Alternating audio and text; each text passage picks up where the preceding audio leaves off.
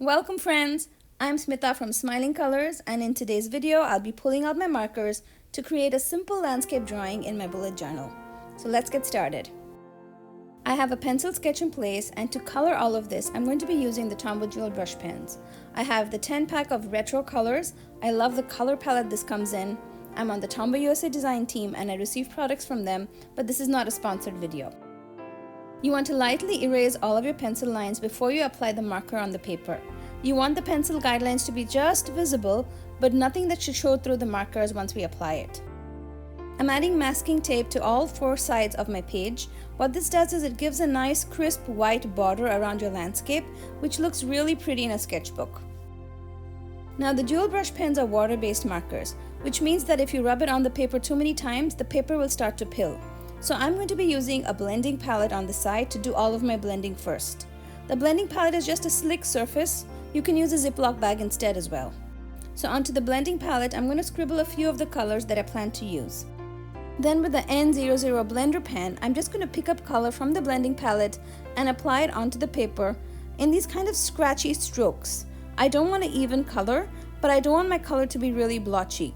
You want to make sure that you're applying the strokes in the direction of the landscape or the mountains that you have, because the marker strokes will show up even till the end. So to paint the different mountains, I just vary the color slightly. So each mountain gets like a darker shade or a lighter shade. Something is more greener, something has more orange in it. And that's why having the blending palette is so useful. You can just mix the colors on the palette, bring it onto the paper, because if you had to mix the colors on the paper, the blending pen wouldn't work this well. So you continue in this manner and keep building layers, and you see how it looks a little bit streaky. That is always going to show up like that. Marker on paper always has a little bit of streakiness in it, so you want to make sure that all of your streaks or lines go along the directions of the mountains. Now to color in the clouds, you want to use a different motion. You want to use a circular motion because the clouds have this fluffiness and you don't want to use straight lines. Overlapping circles are really great for clouds, and I'm using a darker blue here, and I love the way it looks on the paper. I want to come in and add a bright pop of color, and I'm doodling flowers for that. Since I want the flowers to be really colorful, I'm using the marker directly on the paper, just pressing the brush tip to kind of form flowers or petals, and I add about 5 or 6 petals per flower, and I want about 4 to 5 flowers in each color.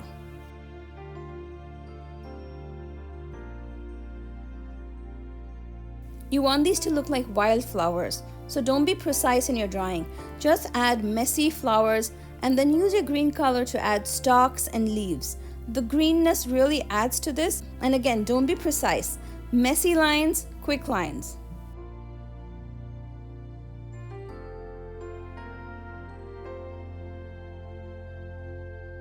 Now I want to go in and fill all of that area that's visible behind the flowers. For this, I'm going to just create a different variation of green. Since I'm using a 10 pack of colors, I need to mix the colors myself. So I've added some of the dark blue onto the blending palette, and I'm using the green pen itself to pick up the blue to form a nice richer green, and I'm adding more leaf shapes. The leaf really just looks like brush strokes. You want it to be messy. I've said the word messy a lot of times, but what I mean is that I don't want precise defined lines. It just needs to look like an abstract illusion of flowers.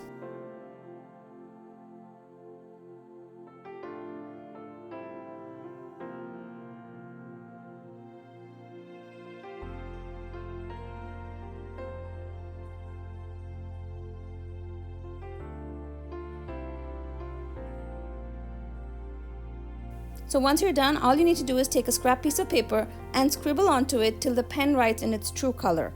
So you want to scribble till it removes all of the traces of blue. Finally, I can still see a little bit of white showing through behind the flowers, so I'm just taking my blender pen, picking up some green, and I'm testing it on my scrap paper before I bring it onto my journal, and I'm just filling in all of those white gaps. You want this to be a completely colorful scenery. You don't want any white showing.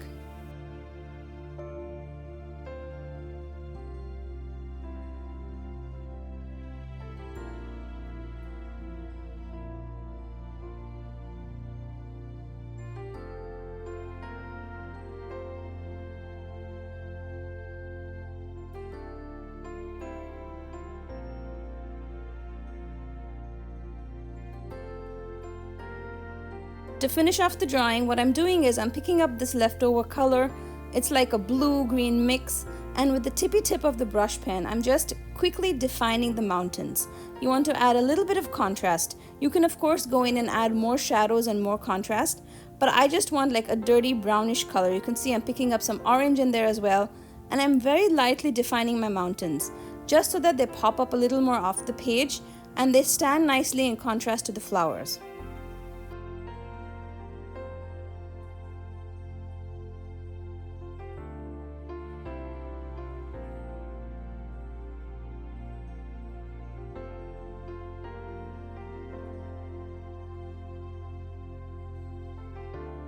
Final step is to fill in the sky.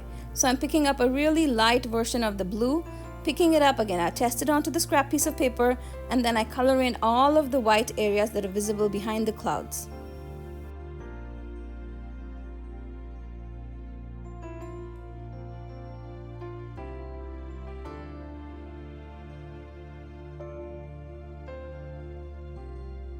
So I call this done at this point. Because it's marker on paper, I really don't want to keep adding layers. The paper will start to pill and bubble on you.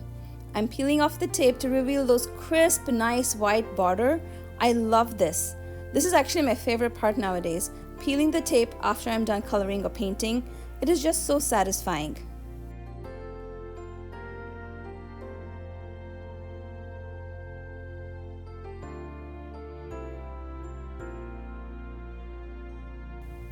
And I added a quote, the calendar, and this is my April bullet journal spread.